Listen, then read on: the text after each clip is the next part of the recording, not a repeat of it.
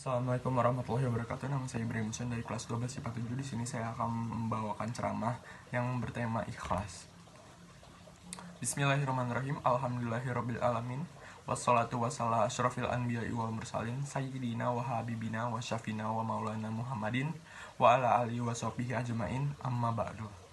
Hadirin yang saya hormati, alhamdulillah puji syukur patut kita panjatkan karena sampai detik ini masih dikaruniai hidup dan kesehatan. Salawat serta salam semoga tetap terlimpah kepada Nabi Muhammad SAW, karena beliaulah yang memperjuangkan Islam sampai ke penjuru pelosok dunia, sehingga kita dapat membedakan perkara hak dan yang batil. Sehingga menjadi muslim berkat hidayah Allah Subhanahu wa taala, semoga kita termasuk umat beliau SAW yang setia mengikutkan ajarannya. Hadirin sekalian yang saya hormati, semua orang pasti ingin bahagia dunia akhirat. Dan untuk menempuh jalan bahagia, tidak hanya ditempuh dengan bersenang-senang, penuh dengan hura-hura, dan berbagai hal yang melanggar syariat Islam. Akan tetapi, haruslah ditempuh dengan jalan ibadah yang dilakukan dengan sesuai Allah Subhanahu wa taala, baik dalam Al-Quran maupun sunnah Nabi. Untuk itu, kita berusaha menghindar dari segala yang menyimpang dari syariat Islam. Ketahuilah bahwasannya ibadah yang hanya diterima oleh Allah Subhanahu wa taala hanyalah semata-mata mengharap ridhonya, dan harus didasari dengan rasa ikhlas. Ikhlas berarti melakukan berbagai macam kebaikan hanya mencari ridho Allah dan sesuai dengan syariat Islam. Ibadah yang tidak ingin dilihat, diketahui, apalagi dipamerkan kepada orang lain. Marilah kita menjauhkan perbuatan riya, karena perbuatan tersebut bisa menghancurkan amalan kita yang pada akhirnya akan sia-sia.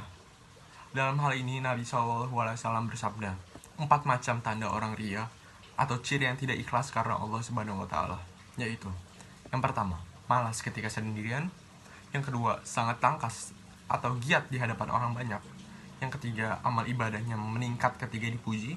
Yang keempat, menurun ketika perilaku ibadah dicela.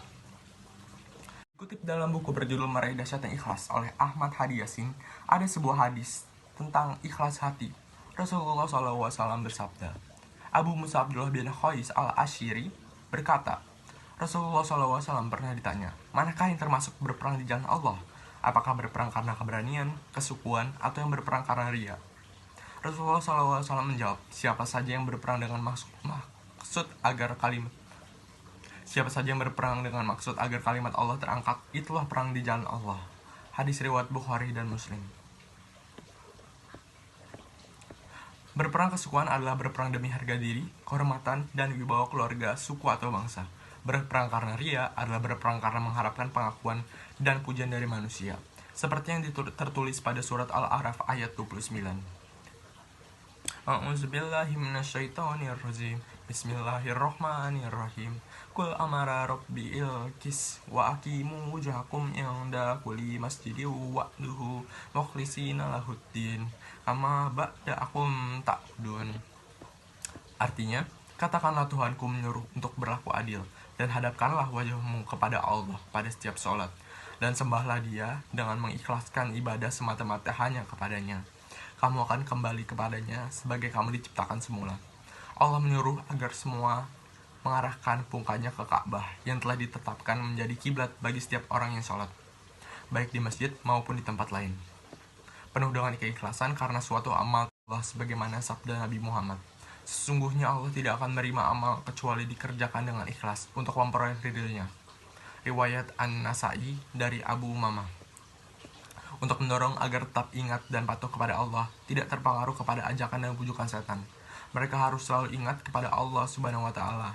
Hal itu karena Allah telah menciptakan kepadanya, dan pula lah mereka akan kembali kelak.